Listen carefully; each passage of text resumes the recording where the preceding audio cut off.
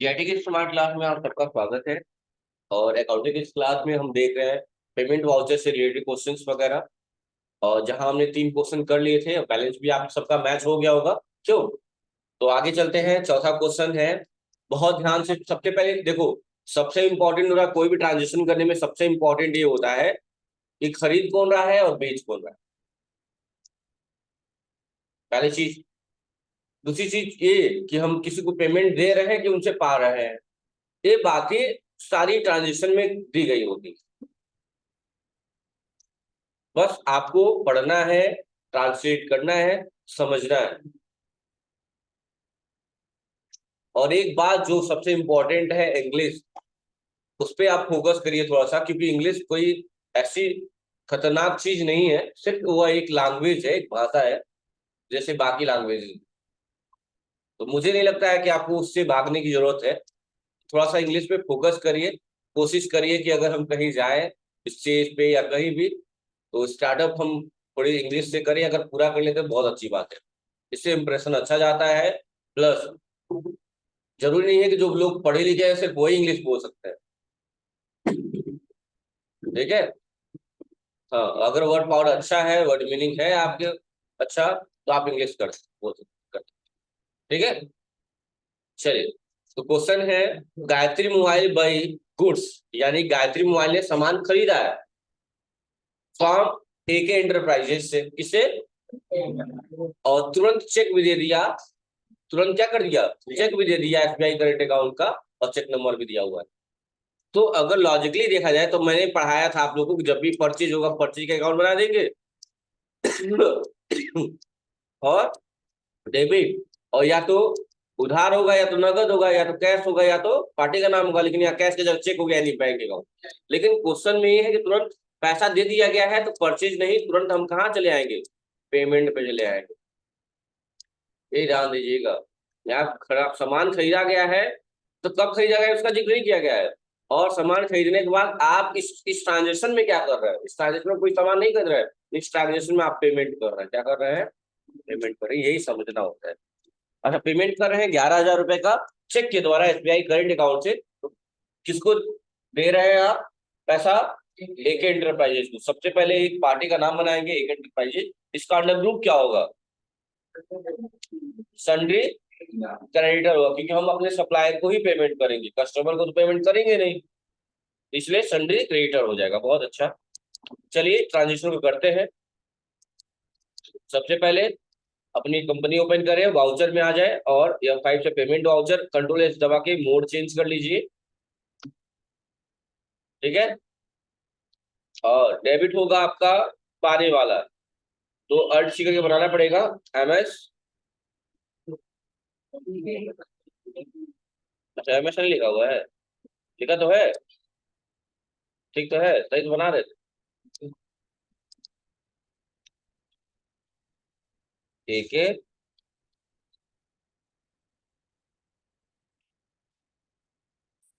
Under group हो गया इसका सन्ड्री। और जो भी जीएसटी नंबर अगर दिया होगा इसका, तो जीएसटी नंबर ये रहा। हम क्या कर ले रहे हैं? कॉपी कर ले रहे हैं।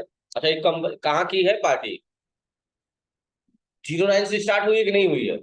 09 कहाँ का है? उत्तर प्रदेश। तो टेंशन नहीं है, स्टेट यही रहेगा। बस जीएसटी नंबर डाल दीजिएगा यहाँ पे, और कंट्रोल ऐसे एक्सेप्ट कर दीजिए। On account. अच्छा, ऑन अकाउंट क्यों दे रहा है? क्योंकि अभी पार्टी का नाम आपने अभी बनाया, और अभी आप उसको पेमेंट कर रहे हैं। आपने उससे कोई सामान खरीदा नहीं। अगर सामान खरीदा होता, तो जब यहाँ पे इंटर करते, तो यहाँ एक ऑप्शन आता है अगेंस्ट रेफरेंस, और उस बिल नंबर के द्वारा हम पेमेंट कर देते। कर देते कि नहीं कर देते? लेकिन हमने सामान खरीदा नहीं है, उसको डायरेक्टली पेमेंट कर रहे हैं, तो पेमेंट कहाँ होगा? On account. ऑन अकाउंट में हो रहा है, किसी आगे रेफरेंस के तहत नहीं हो रहा है। और कितना हो रहा है? 11,000 का। इंटर किया, इंटर किया, और डेबिट हो जाएगा आपका एसबीआई करेंट अकाउंट। और चेक नंबर तो दिया ही हुआ है, चेक नंबर डाल लीजिएगा। चेक नंबर क्या है? 14,588, 14,588। बस इंटर इंटर करके चेक कर लेंगे। लेकिन हाँ, वही उसके अगला ट्रांजेक्शन जब हम पेमेंट करेंगे कंप्यूटर के सिस्टम को, क्वेश्चन में क्या कहा गया है? पेड आर डी अमाउंट, जितना भी बिल अमाउंट होगा सारा उठा लीजिएगा, और सारा कितना अमाउंट है पता नहीं, लेकिन 34,000 देख के हम क्या करा रहे हैं, फुल सेटलमेंट करा दे रहे हैं। क्या कर रहे हैं, फुल सेटलमेंट। तो सबसे पहले यहाँ लेंगे पार्टी का नाम, क्या नाम है, कंप्यूटर केयर सिस्टम। देखिएगा इस बार जब लेंगे तो अगेंस्ट प्रिंसिपल ऑप्शन आ रहा है, ऑन अकाउंट नहीं आ रहा है, और जैसा अगेंस्ट प्रिंस करेंगे तो यहाँ बिल नंबर भी शो करेगा, वहां नहीं शो कर रहा था। क्यों, क्योंकि अभी तुरंत पार्टी वो बना है, कोई परचेज किए नहीं है और पेमेंट किए जा रहे हैं, इसलिए ऑन अकाउंट में पेमेंट हुआ है। यहाँ क्या होगा, रेफरेंस के तहत पेमेंट होगा। तो जितना भी बिल है सारा बिल उठा लीजिए, inter inter inter, against reference में दूसरा बिल, इंटर इंटर, और अगेंस्ट रेफरेंस में तीसरा बिल, इंटर, और उसके बाद से रेफरेंस है ही नहीं कोई, एंड ऑफ लिस्ट कर दिया।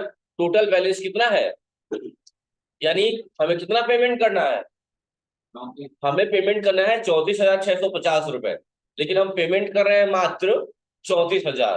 कितना पेमेंट कर रहे हैं, अच्छा किस मोड में पेमेंट किया जा रहा है, चेक के द्वारा, यानी एसबीआई करेंट अकाउंट के द्वारा। चलिए एसबीआई, लेकिन हम पेमेंट कितने कर रहे हैं, सिर्फ 34,000 रुपए का पेमेंट कर रहे हैं, यानी कि हमको देना था 34,650, लेकिन हमने कितना दिया, ऐसा क्यों, क्योंकि 650 का उसने हमें डिस्काउंट दे दिया, यानी हमें डिस्काउंट रिसीव्ड हुआ कि अलाउ हुआ। चेक नंबर यहाँ डालिएगा 17,892, और यहाँ हो जाएगा डिस्काउंट, क्योंकि लेजर पहले ही बनवा चुका हूं मैं आप लोगों का, याद है ना, अपने आप 650 का आ जाएगा, ये इनकम है। इंटर इंटर करके एक्सेप्ट कर लेंगे, आसान है कि नहीं आसान, कर लेंगे। नेक्स्ट, नेक्स्ट देखिए, यहाँ है 2 अप्रैल को, यहाँ भी पेड आरडीओ मार्ट, जितना भी अमाउंट है सब पेमेंट हो जा रहा है।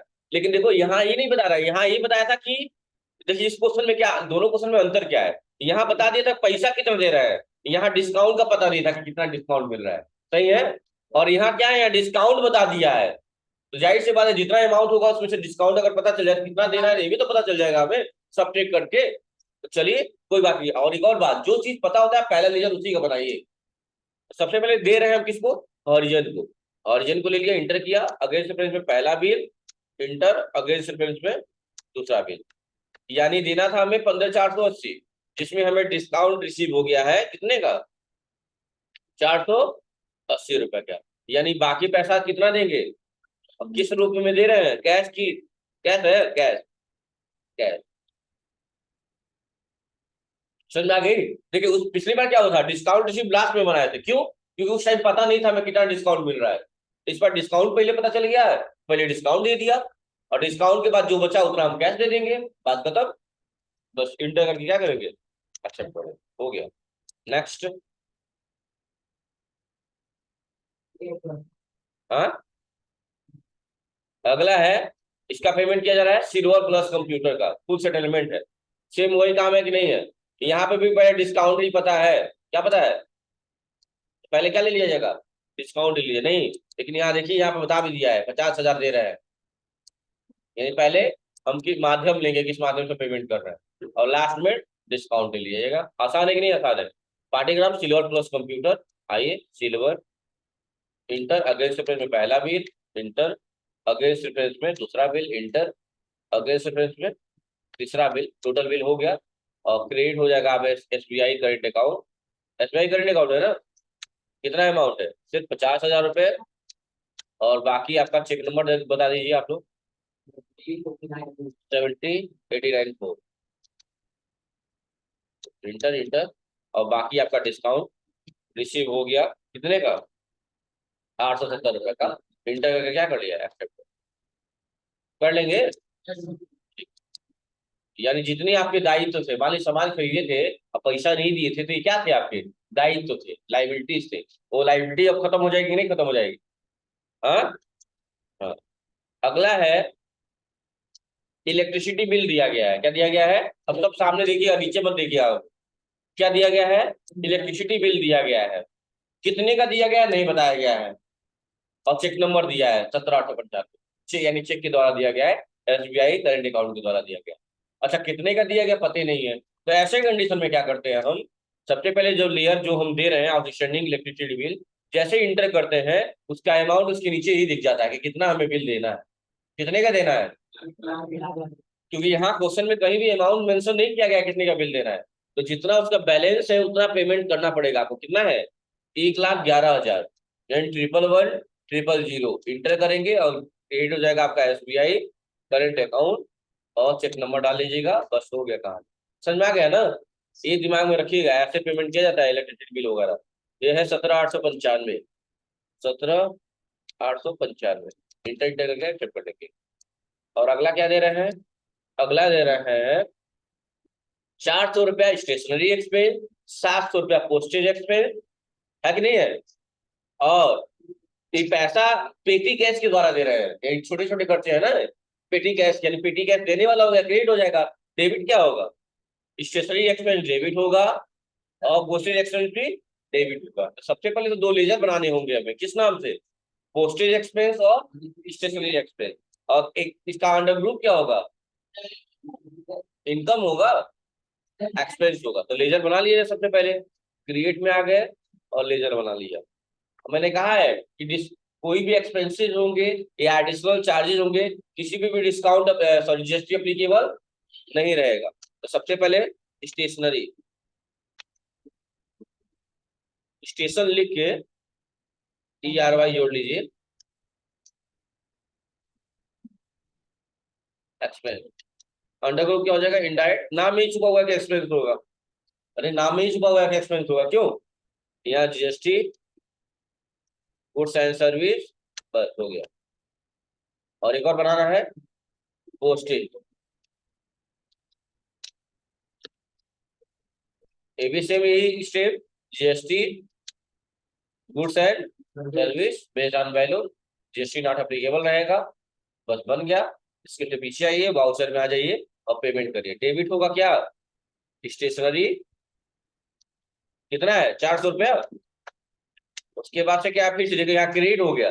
देखिए यहाँ डी दबा के इंटर मार दीजिएगा, डेबिट हो जाएगा। और क्या है? पोस्टेज 700 रुपए। टोटल कितने हो गए? 1,100 रुपए। टोटल कितने हो गए?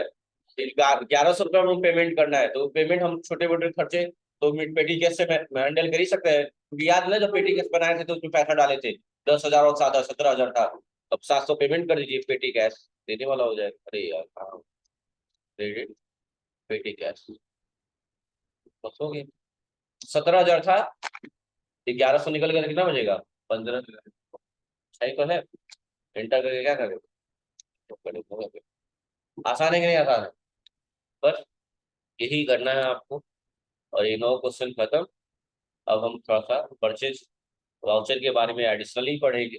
एडिशनली क्या है थोड़ा समझेंगे, ठीक है?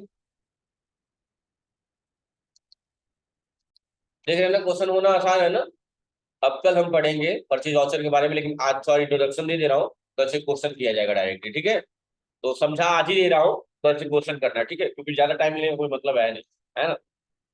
तो अगला है परचेज वाउचर। क्या है परचेज वाउचर? मतलब पेमेंट पढ़ लिए, रिसिप्ट पढ़ लिए, अगला क्या पढ़ेंगे हम? Purchase voucher. परचेज का मतलब क्या होता है? क्रय करना, खरीदना, यही ना? तरह जब हम अपने सप्लायर से गुड्स या सर्विस खरीदते हैं तो उसकी एंट्री हमें परचेज वाउचर में करनी होती है। यह गुड्स चाहे कैश में परचेज करें या क्रेडिट बेस पे, या क्रेडिट बेस, क्रेडिट बेस मतलब उधार खरीदे, तो दोनों ही कंडीशन में इसकी एंट्री परचेज वाउचर में ही होगी। लेकिन जैसे यहाँ पे आप कर रहे थे पेमेंट और रिसिप्ट में, तो 2 मोड था ना, single entry mode, double entry mode. लेकिन परचेज में सिंगल एंट्री डबल एंट्री नहीं होता है, एक 3 मोड होते हैं, item invoice mode, accounting invoice mode और वाउचर मोड। ये तीनों मोड क्या है समझना। एज वाउचर मोड का यूज कब तब किया जाता है? जब ऐसे ट्रांजेक्शन है जिसमें हम परचेज का अकाउंट बनाए और परचेज को डेबिट कर दें और क्रेडिट कर दें कैश या पार्टी के नाम को। इसकी एंट्री कहाँ होगी? एज वाउचर मोड में। कहाँ होगी? As voucher. Accounting invoice mode में तब होगा एंट्री जब हम कोई सर्विस परचेज करेंगे। जैसे मान लो हमने इंटरनेट चार्जेस दे दिए, परचेज की, क्या परचेज किया हमने? इंटरनेट चार्ज क्या है? गुड्स है कि सर्विस है? सर्विस है। तो उसके लिए हम अकाउंटिंग इनवॉइस मोड का काम करेंगे। और जब हम खरीदे कीबोर्ड, माउस, हाँ, डेस्कटॉप, तो इसकी एंट्री कहाँ होंगे? ये तीनों क्या है? आइटम के नाम है। इसकी एंट्री कहाँ होगी? समझ में आया कि नहीं आया? अब डिटेल में बता दे रहा हूँ, लेकिन ये हिंट है जिससे सारा ट्रांजेक्शन खत्म। कि जब आइटम खरीदेंगे तो उसके लिए किस मोड पे काम करेंगे, आइटम इनवॉइस मोड पे। जब कोई सर्विस खरीदेंगे, सर्विस जैसे इंटरनेट चार्जेस, इलेक्ट्रिसिटी, जो भी कुछ ऐसा रिपेयरमेंट जो भी होगा, तो अकाउंटिंग इनवॉइस मोड। और जब purchase account, debit to cash account, ऐसा ट्रांजेक्शन करना होगा तो मतलब सुन लो, जब क्रेडिट डेबिट वाली बात आएगी तो वाउचर मोड, सर्विस वाली बात आएगी तो अकाउंटिंग इनवॉइस मोड, आइटम वाली बात आएगी तो आइटम इनवॉइस, सीधी सी बात, यही है तीनों मोड। चलिए अब पढ़ लेते हैं थोड़ा सा इनके बारे में जो भी दिया हुआ है। कह रहा है कि जब हम अपने सप्लायर से गुड्स या सर्विस खरीदते हैं तो इसकी एंट्री परचेज वाउचर में करनी होती है। यह गुड्स चाहे कैश परचेज किया जाए, उधार, दोनों ही कंडीशन में इसकी एंट्री परचेज वाउचर में ही करनी होती है। परचेज वाउचर में एंट्री 3 मोड में की जाती है। जैसे कि अभी इससे पहले जो ट्रांजेक्शन कर रहे थे आप पेमेंट में या रिसिप्ट में, इसमें सिंगल डबल एंट्री मोड था। वैसे यहाँ 3 मोड है, item invoice mode, accounting invoice mode और वाउचर। ठीक है, इन्हीं मोड पे हमें काम करना होता है। सबसे पहले हम बात करेंगे वाउचर मोड का। क्या करेंगे, वाउचर मोड का। कह रहा है कि इस मोड का प्रयोग ऐसे ट्रांजेक्शन करने के लिए किया जाता है जिसमें इन्वेंट्री यानी गुड्स को रिकॉर्ड ना करना, मतलब किसी सामान का नाम ना है। जैसे हमने कहा परचेज गुड्स, परचेज गुड्स लिखा है, इसकी एंट्री कहाँ होगी, एज वाउचर में। लेकिन अगर लिखा है परचेज कीबोर्ड 12 पीस, इसकी एंट्री कहाँ होगी, और अगर दिया purchase internet charges from BSNL, accounting invoice mode. समझ में आ गई बात ना, सिंपल सी बात, ज्यादा घुमाऊंगा नहीं। अब जैसे पहला क्वेश्चन दिया हुआ है कि परचेज गुड्स, क्या किसी आइटम का नाम दिख रहा है यहाँ पे, नहीं। कितने का, 20,000 का। किस मोड में, कैश। इनवॉइस नंबर क्या है, 01, इनवॉइस नंबर से स्टार्ट किया जाता है। अब देखिएगा, यहाँ पे परचेज वाउचर में जाने के लिए F9 प्रेस करना होगा। क्या प्रेस करना होगा, या इस पे क्लिक कर दीजिए, परचेज वाउचर खुल जाएगा। कोशिश आप ये करेंगे कि ज्यादा से ज्यादा आप कीबोर्ड का ही इस्तेमाल करें, माउस का इस्तेमाल न करें, क्योंकि थोड़ी गवार दिखते हैं अगर माउस का यूज करेंगे। ठीक है, सीधा सीधा बता दिया मैं। ठीक है, अब आप आ जाएंगे कहाँ पे, कंट्रोल यस से मोड में चेंज कर लेंगे, और कहाँ, किस मोड पे आ जाएंगे, एज वाउचर। देखिए वहां पे भी सेम यही था। यहाँ पे या तो क्लिक कर लीजिए इस तरह चेंज में, या फिर शॉर्टकट की याद रखिए, मैंने बताया था किसी किसी भी अल्फाबेट के लिए डबल अंडरलाइन का मतलब कंट्रोल के साथ दबाना है, सिंगल अंडरलाइन का मतलब अल्ट के साथ दबाना है। तो देखिए मोड चेंज हो गया, इनवाइस नंबर सबसे पहले डाला जाता है। यहाँ पे देखिए मांग रहा है सप्लायर इनवाइस नंबर, हमने डाल दिया 0 और 1, इंटर कर दिया। डेट याद रखिएगा 1 अप्रैल हो, इधर का ही हो अपना कैलेंडर ईयर। और यहाँ क्रेडिट हो गया। अच्छा, परचेज के मामले में क्रेडिट कौन होता है, कैश या तो पार्टी का नाम। क्वेश्चन में कैश कहा है, कैश को क्या कर देंगे, क्रेडिट, इंटर, इंटर कितना अमाउंट, 20,000, कितना, 20,000, 20,000 ले लिया। और डेबिट कौन होगा, डेबिट कौन होगा, परचेज अकाउंट। तो परचेज बनाना पड़ेगा ना, इसलिए अल्ट सी, परचेज अकाउंट। अब बताइए परचेज अकाउंट का अंडर ग्रुप क्या होगा, बताइए, एक्सपेंस पेज हो जाए। परचेज अकाउंट का अंडर ग्रुप परचेज अकाउंट ही हो, सेल्स अकाउंट का अंडर ग्रुप सेल्स अकाउंट ही हो। परचेज लोकल हो, इंटर स्टेट हो, उसका अंडर ग्रुप क्या होगा, परचेज अकाउंट ही। सेल्स लोकल हो या सेल्स इंटर स्टेट हो, अंडर ग्रुप क्या होगा, उसके नाम में ही छुपा हुआ है भाई, नाम में छुपा हुआ है। परचेज का under group purchase account, purchase local का under group purchase account, purchase inter state का अंडर ग्रुप परचेज अकाउंट। आसान है कि नहीं आसान है, बस यही। परचेज अकाउंट और अंडर ग्रुप भी क्या, परचेज अकाउंट। ज्यादातर ऐसा है कि उसका अंडर ग्रुप वही होता है। सर्च करिए, अगर मिल गया तो ठीक, नहीं तो सोचा जाएगा। क्यों, इंटर किया, इंटर किया, उस पर जीएसटी अप्लीकेबल रहेगा। तो इसलिए कुछ करना नहीं है, कंट्रोल ए से क्या करिएगा, यहाँ पे नहीं है तो गुड्स एंड सर्विस ले लीजिएगा, या गुड्स ले लीजिएगा, कोई दिक्कत नहीं है, और एक्सेप्ट कर दीजिए, हो गया। आइटम को देखिए, इससे फायदा क्या होता है कि इंटर करेंगे तो इसमें नहीं होता कि कभी कभी अंदर आइटम का नाम देना हो, एडवांस पढ़ेंगे तो कई बार अंदर आके आइटम का नाम डालना हो, तो यहाँ देना होगा तो यहाँ दे सकते हैं, नहीं तो कोई बात नहीं, इंटर, इंटर करके एक्सेप्ट कर लीजिए। देखिए एक क्वेश्चन परचेज का भी हो गया हमारा, एक क्वेश्चन हमारा परचेज का भी हो। लेकिन क्वेश्चन करेंगे हम अगली क्लास से, ये वाला क्वेश्चन हम डे बुक में आके परचेज का जो किए होंगे, एक क्वेश्चन परचेज का, वो मैं ओपन करता हूँ। और ओपन करने के बाद क्या दबा दिया, अल्ट डी, कहानी खत्म। और आज जितना क्वेश्चन किए उतना कर लीजिएगा, सिर्फ वो 9 क्वेश्चन और वाउचर बता रहा हूँ। और बैलेंस शीट में आके अमाउंट मैच करा लीजिएगा, 49,87,045। देखिए दायित्व तो खत्म हुए तो अमाउंट कम हो रहा है कि नहीं हो रहा है, जो दायित्व थे आपने चुका दिए, चुकते गए, चुकता हो गया तो खत्म। नोट कर लीजिए, 49 87 0 45।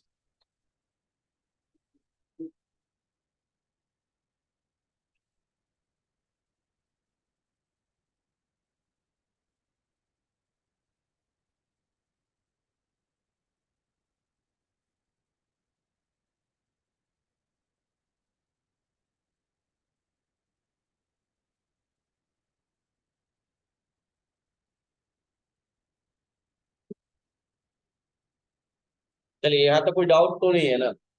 डन है। तो आज के लिए इतना ही, थैंक यू।